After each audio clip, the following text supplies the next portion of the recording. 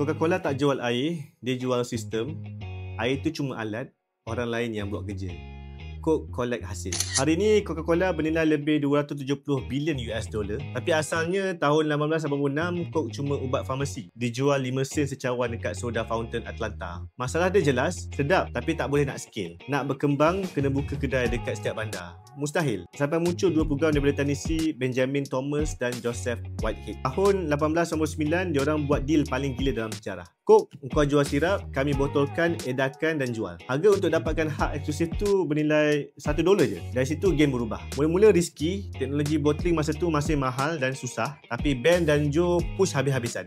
Lepas tu sistem tu di-franchisekan. Dalam masa 20 tahun ada lebih 400 bottler dekat seluruh US. Coke jadi household name. Cepat sangat tembus global. Dan Coke sendiri, dia tak tanggung kos kilang, lori, gudang. Dia cuma jaga jenama, kawal kualiti, jual sirap paket, itu je. Maknanya Coke cipta model bisnes yang low risk, scalable dan paling jenis dalam sejarah moden. Sebab tu sampai hari ni walaupun ada ribuan produk bawah Coca-Cola Company, yang dia jual sebenarnya sama je, sirap plus sistem. Pengajaran, nak jadi besar macam Coke jangan sekadar jual produk, jual sistem. Biar orang lain buat kerja untuk kau, tapi kau tetap kontrol jenama dan kualiti. So aku tanya kau, dalam bisnes kau sekarang, kau jual produk ataupun kau dah mula bina sistem?